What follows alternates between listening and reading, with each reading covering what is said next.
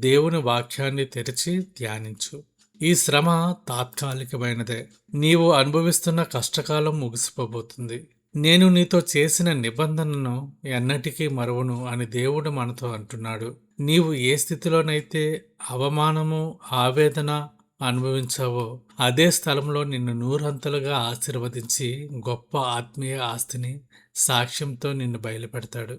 దేవుని పరిశుద్ధ లేఖనములను ధ్యానించిన మనము మన అంతరంగములను దేవుని వాక్యమనే అర్థంలో చూసుకొని ఆత్మ పరిశీలన చేసుకోవలసి ఉంది.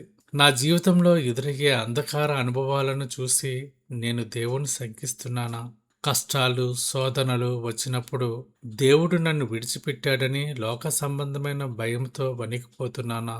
లేక ఆ చీకట్లోనే దేవుడు తన నిబంధనను స్థిరపరుస్తున్నాడనే విశ్వాసంతో నిలిచి ఉన్నానా?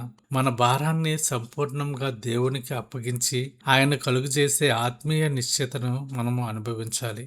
మన జీవితంలో ఎదురయ్యే అంధకార అనుభవాలను చూసి దేవుణ్ణి శంకించకుండా, కష్టాలు, శోధనలు వచ్చినప్పుడు దేవుడు మనల్ని విడిచిపెట్టాడని భయంతో వణికిపోకుండా, ఆ చీకటిలోనే దేవుడు తన నిబంధనను స్థిరపరుస్తున్నాడనే విశ్వాసంతో మనం నిలబడాలి. చీకటిలో దేవుని స్వరము వినడానికి మనం సిద్ధంగా ఉండాలి.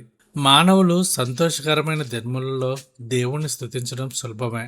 కానీ అబ్రహాము వలె భయంకరమైన గొప్ప అంధకారం కమ్ముకున్నప్పుడు కూడా బలిపీఠం వద్ద కనిపెట్టడమే నిజమైన విశ్వాసం. ప్రియమైన సహోదరి, సహోదరులారా, అబ్రహాము నిద్రపోయినా దేవుడు మేల్కొని ఉన్నాడు. అబ్రహాము చీకట్లో భయపడినా దేవుడు ఆ చీకటిని ఛేదించి వెలుగుగా ప్రత్యక్షమయ్యాడు. నీవు ఎక్కడైతే అలసిపోయావో అక్కడ నీ స్వంత ప్రయత్నాలను ఆపేసి దేవుని సార్వభౌమ హస్తాలకు నిన్ను నీవు సమర్పించుకో. నీ ఆర్థిక ఇబ్బందులు, కుటుంబ కలహాలు, దీర్ఘకాలిక రోగాలు అనే చీకటి మిమ్మల్ని కమ్ముకున్నప్పుడు అధైర్యపడకండి. ఇది దేవుడు మీ జీవితంలో ఒక నూతన అధ్యాయాన్ని, ఒక గొప్ప ఆత్మీయ విడుదలను ప్రారంభిస్తున్నాడన్నదానికి సూచన. ఈరోజే, ఈ క్షణమే మీ ఆందోళన, భయము విడిచిపెట్టి, ప్రభువా, ఈ అంధకారంలో నీ మహిమను నాకు చూపించు అని సంపూర్ణ విశ్వాసంతో ఆయన వైపు తిరగండి. నిశ్చయంగా ఆయన మీ చీకటిని అద్భుతమైన వెలుగుగా మార్చబోతున్నాడు. రేపటి ధ్యానంలో మనము ఆదికాండము 15వ అధ్యాయము తదుపరి వచనాల ద్వారా అంధకారంలో దేవుడు అబ్రహాము ఎదుట దాటి వెళ్లిన ఆ కాలుచున్న జ్వాల, పొగరాజుచున్న కొలిమి యొక్క భీకరమైన ఆత్మీయ మర్మాలను గూర్చి లోతుగా అధ్యయనం చేద్దాం.